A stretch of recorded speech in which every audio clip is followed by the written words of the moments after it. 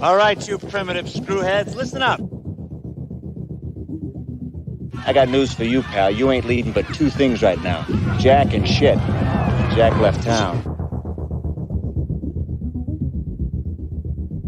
Well, hello, Mr. Fancy Pants.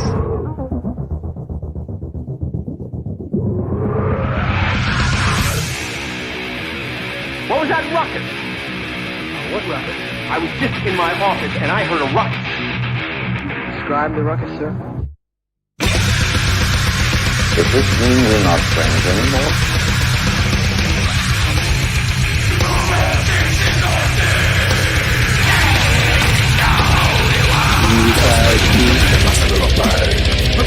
Not me. I'm in my prime. Out of your mind. Ain't it cool?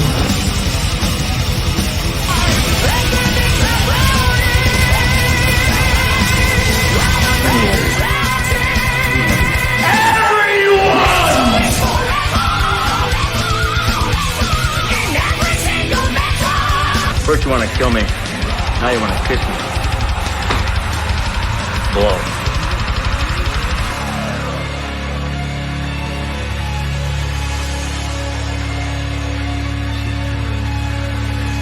Good. Bad. I'm the guy with the gun.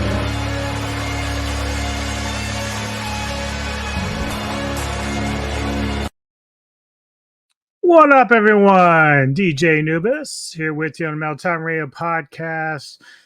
Doing a different kind of trailer. I am going to be doing Diablo 4, Vessel of Hatred. And so just a little backstory now.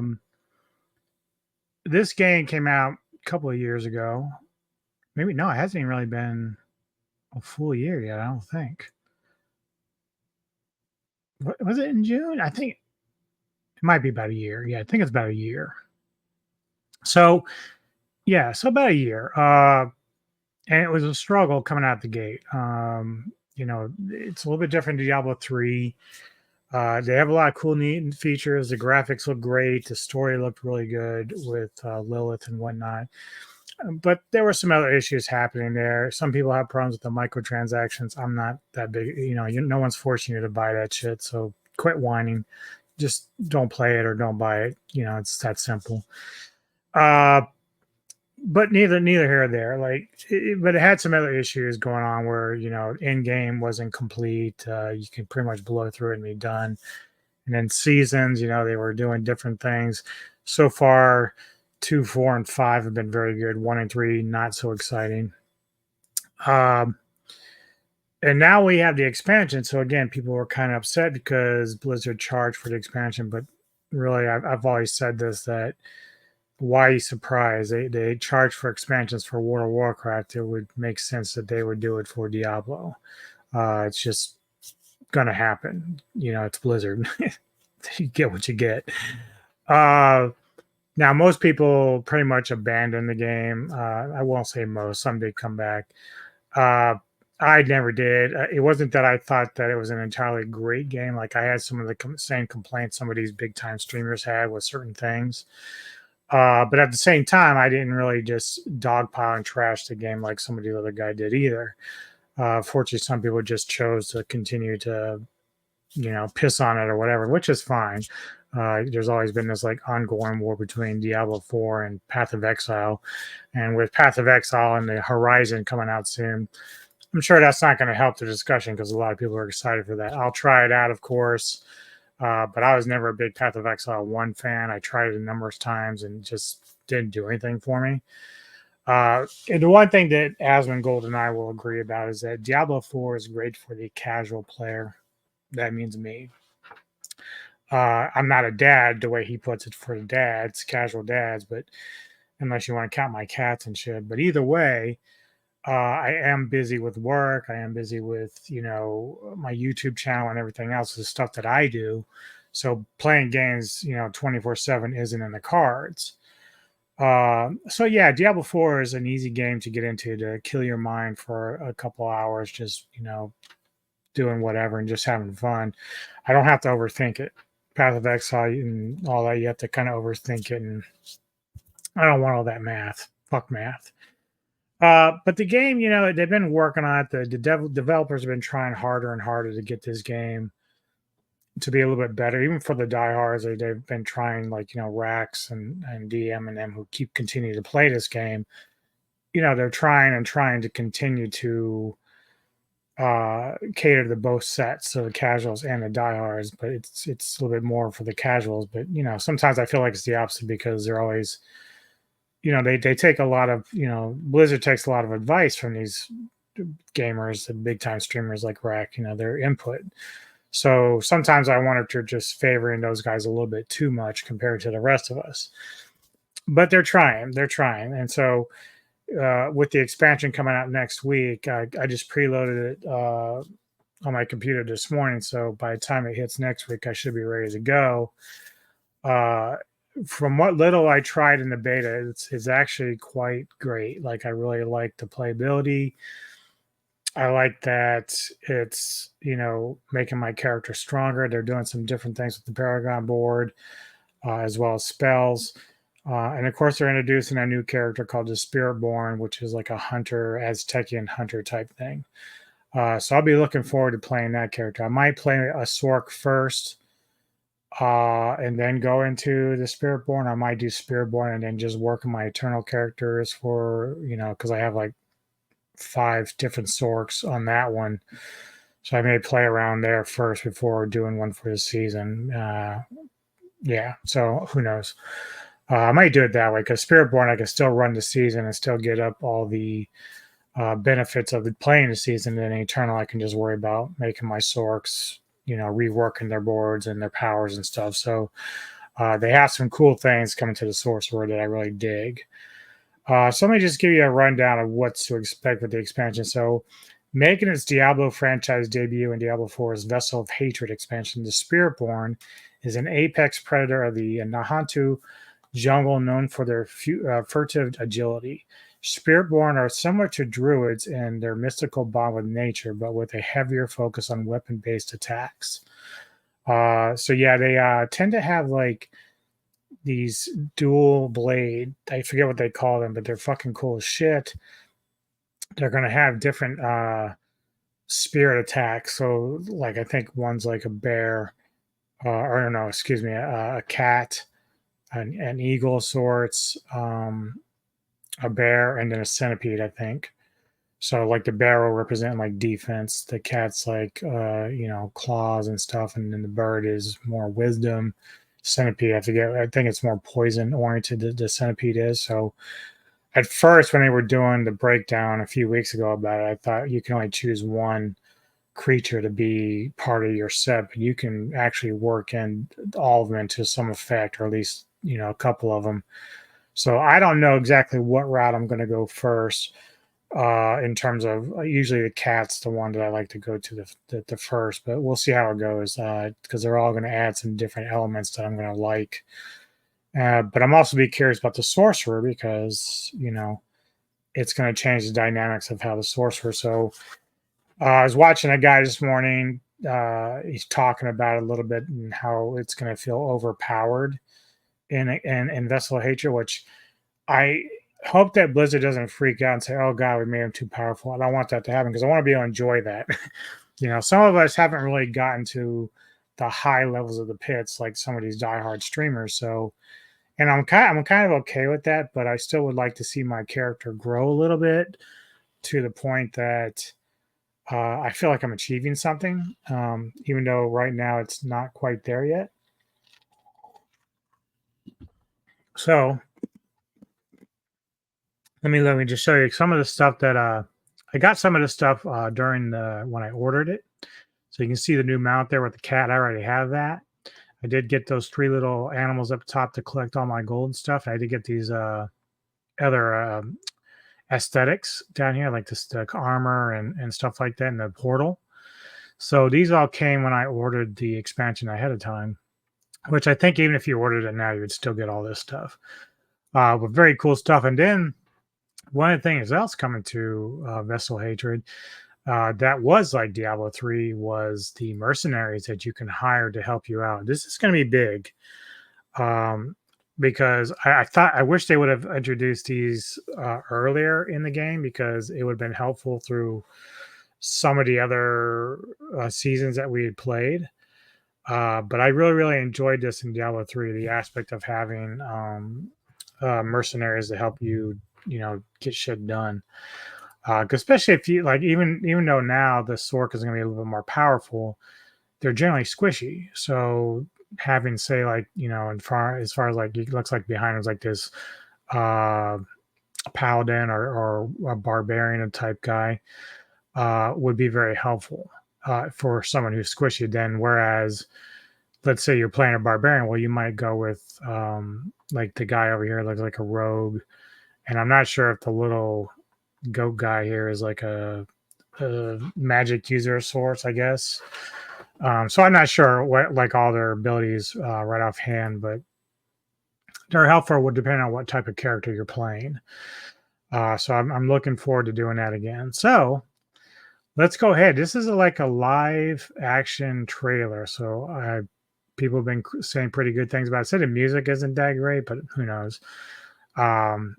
I can always redo my own and make my own music, but I can't do that because they didn't get mad.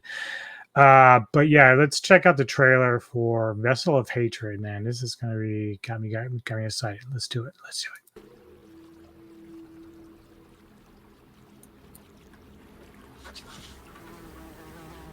No one knows what it's like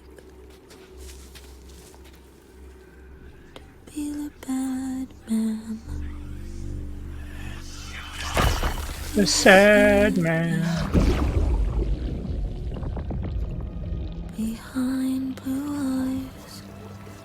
It's a good song choice. No one knows what it's like to be hated, to be faded, to telling only lies.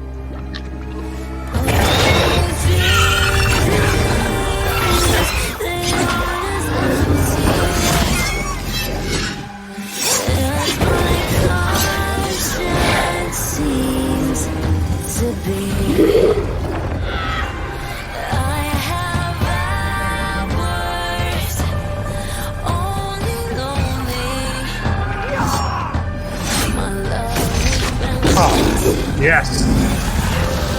Get him.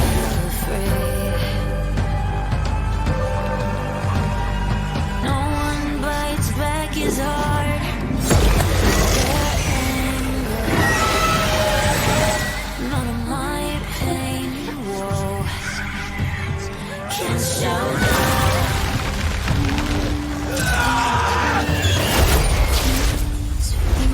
feelings like I do, and I blame you.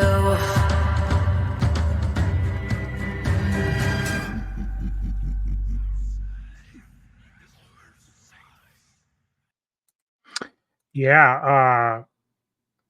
So the other thing I forgot to mention is, like, I think the main villain here is Mephisto, and so he kind of makes a brief appearance in the earlier version of Diablo 4, more as like an ally of sorts to try to defeat Lilith or get in the way, but now he's becoming more of the enemy that we would expect from him. People who did complain about, like, that's a good rendition of Behind Blue Eyes, but I understand why people don't like it with the trailer, because it doesn't really fit, and I understand that because it's a little too soft. I think it would have been great to start out with like a soft tone, but then kind of build up the fighting and stuff like that. So I kind of get the song choice being not really the best in terms of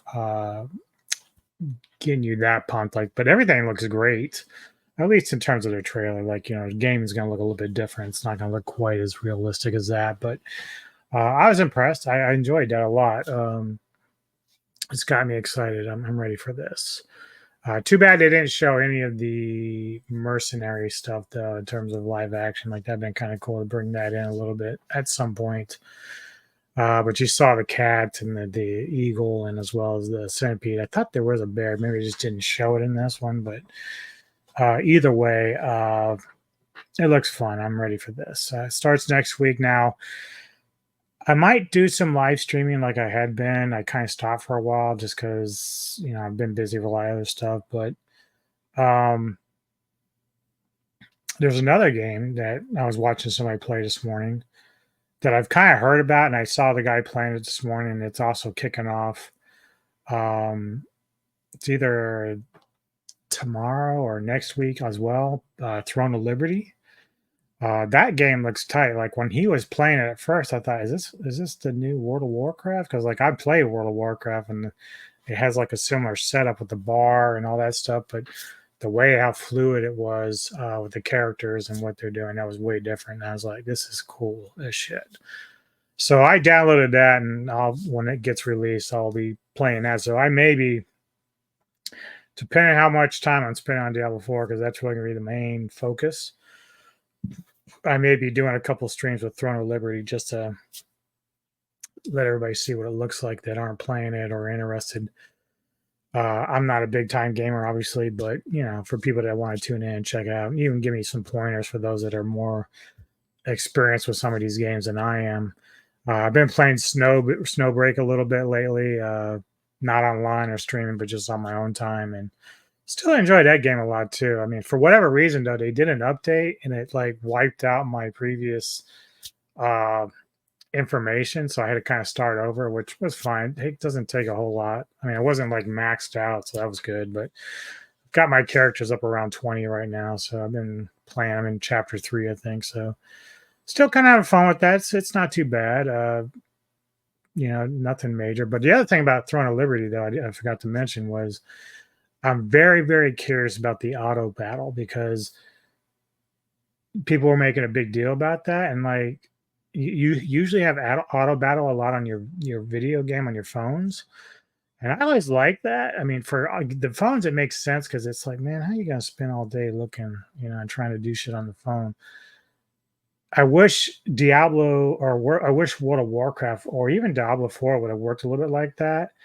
I know people are groaning when I say that. I only say that if you have the option to do both, if you can play manual and auto. So I'm one of those people that if you set up your character in a good way. So let's say you were playing Path of Exile and you had the option of auto battle. Well, you go through all that math and you're building it up and you've got your weapons, your gems, and all this other shit. And instead of having to worry about hitting 500 buttons, you can just allow auto battle and it will take care of the shit for you.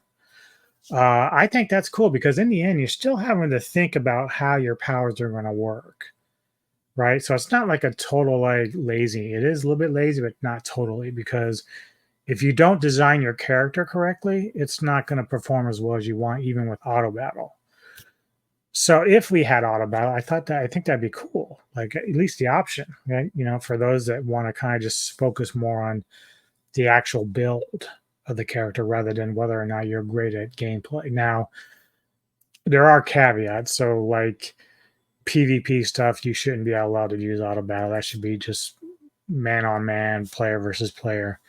Or if like in Diablo 4, they got these pits and everything else, make those specifically for just how good you are as a player. But like in the general world and boss fights and stuff, you should be able to just go ahead and use auto battle if you wanted, if that was an option. So I don't know. What do you guys think? You think I'm out of my mind? Either way, this looks cool. I'm ready for it, and I'll try to keep you updated when I'm doing any live streams of that stuff. Like I said the other day, a while back, Twitch no longer allows me to Twitch Studio, so I've been using StreamYard to kind of go through that, so it works a little bit different. So a lot of times when I'm talking to people through chat, it's not through Twitch, it's through YouTube, and that's pretty much how it's going to work. Again, if I start doing Diablo 4 and Throne of Liberty, is that I'm going to stream, like I would here on StreamYard and YouTube, but I do have a Twitch account which I would be streaming to. I just have to put the browser into my StreamYard so that I can see what's going on and who might be chatting or whatever. So as I stay with the last trailer reaction, tomorrow, Mr. Tony of the Dead and I are doing another Ghouls of Midnight review of 10 Can from 2020 movie review for that. And then Thursday, I will be guest hosting That Fat Samurai Guy's action film autopsy podcast with Rick Myers. And we're going to go through a series of movies that he's interested about talking about and discuss them. I've seen a couple of them in his list. There's a couple other that are connected to series that I've seen previously. So I'll have some questions for him as well as like my own insight and some of the stuff there. But most of it's going to be his end because I don't either have a subscription to some of the stuff to watch that or haven't paid for it or whatever, or in theaters, etc. So, but it's an honor to talk to Rick. He's a great dude, very knowledgeable, been around the industry, Hollywood, and etc. for a while. So cool dude. I'm really excited to talk to him and go through that stuff with him. All right. Thank you all. Hit the like button, subscribe if you're interested in the channel, and the support we get is greatly appreciated. And we'll see you next time on the Metal Tavern Radio Podcast.